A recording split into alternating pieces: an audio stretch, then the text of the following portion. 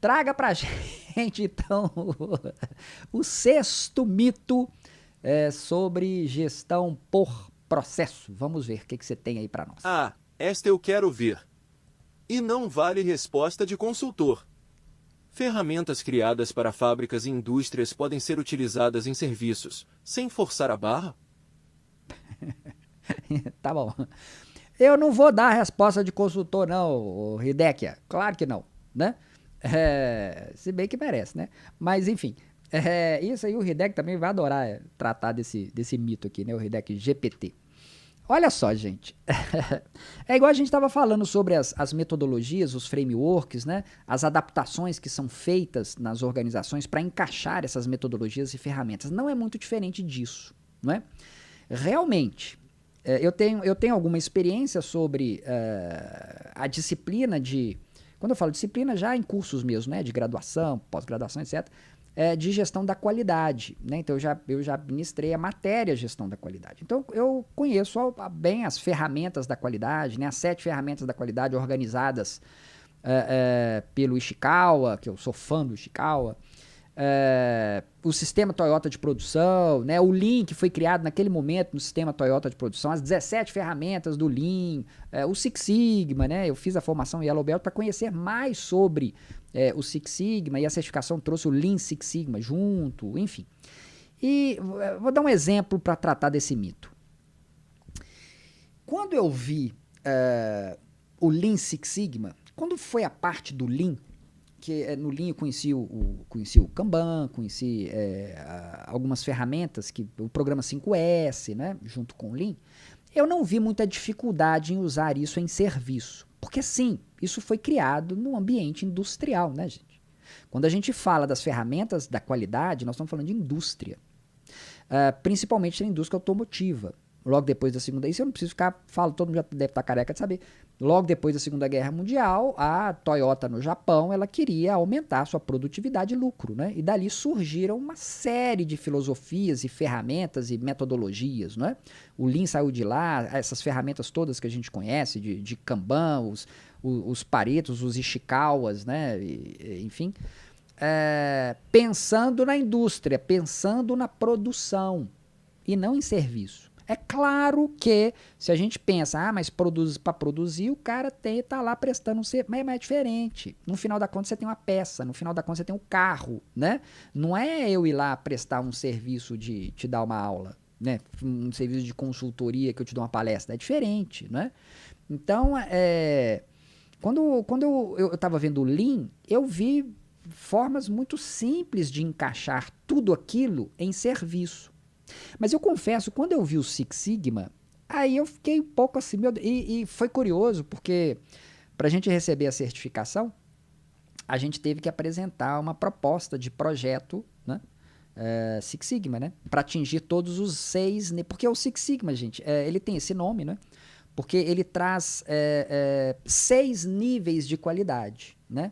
E cada um desses níveis, cada etapa que ele chama de Sigma, né? Ele apresenta qual é a quantidade máxima de erros permitido, sempre com uma referência de 1 milhão. Então, no 1 Sigma sei lá, 600 mil erros por 1 milhão. E aí no 2 Sigma e assim por diante, até chegar no 6 Sigma, que se eu não me engano é 3,44 erros em 1 milhão. Então, esse é o objetivo de se alcançar.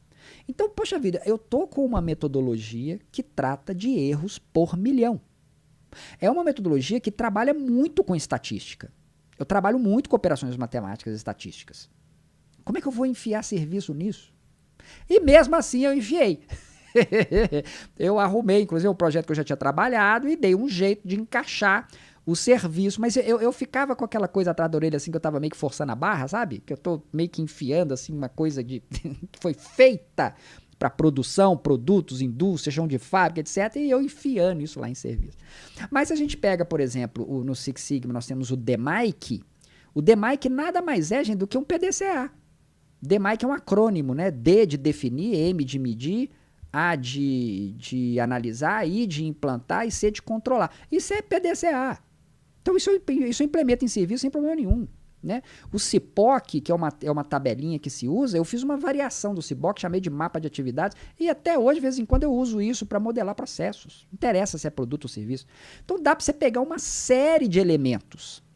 Mas, originalmente, sim, tem umas coisas que foram pensadas para produção e que você tem que ficar fazendo malabarismo para encaixar isso no serviço. E tem outros que não. Foi feito para produção, mas tem um negócio que é perfeito para isso daqui, que é uma entrega de serviço, por exemplo, né? Então, cabe ao analista, ao consultor, ao profissional ter o bom senso de qual ferramenta que ele vai usar, independente se é para produto, se é para serviço, não interessa. Isso aqui é aplicável nisso que eu preciso. O Ishikawa, que eu mencionei, ele criou o diagrama de causas e efeitos, né? Que é o espinha de peixe, porque tem uma cara de espinha de peixe. E foi pensado em produção? Foi, mas é perfeito para qualquer coisa que você queira achar causa e efeito, né? Então, por um lado, não importa esse mito, não importa se é para produto ou serviço. Por outro lado, tem coisas que é melhor não forçar a barra só porque você achou que é legal, ou só porque você tem essa certificação, eu vou usar porque eu tenho, então eu vou dar um jeito, né?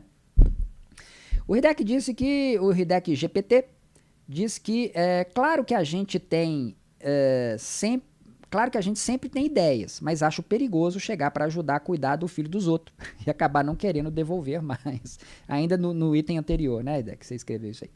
Ele disse aqui que eu arriscaria dizer sobre o risco de levar pedrada, que entender bem o cone da filosofia Toyota vale mais que cumprir toda a trajetória do Master Black Belt. Você tem toda a razão, viu, Deck? As pessoas deviam estudar mais a origem do momento que foi criado algo, para entender as circunstâncias e o cenário. Quando você for fazer as adaptações, vai fazer muito mais sentido isso, né? Então, eu sou fã do Shewhart, né? O Andrew Shewhart, que foi o criador do PDCA. Para mim, ele, olha, é Nobel. Aquilo ali, o PDCA, vão combinar que é uma coisa que é impressionante. Então, quando você vê o cenário, o contexto em que aquilo aconteceu e o que veio acontecendo com o passar dos tempos, eu mencionei o Ishikawa. Ele é conhecido por, ele criou as 7 ferramentas da qualidade. Não, ele não criou. Ele reuniu. Inclusive, o PDCA estava lá, né? Estava quietinho lá. Ele reuniu as ferramentas da qualidade. Muitas já existiam, né? Mas no cenário e contexto em que ele estava, faz muito sentido a sua utilização. Ele acredita que usar as 7 ferramentas da qualidade numa organização resolve 95% dos seus problemas com relação à qualidade. Então, existem cenários que a gente precisa identificar. Então, essa questão histórica, essa linha do tempo, eu acho que faz muito sentido, sabe?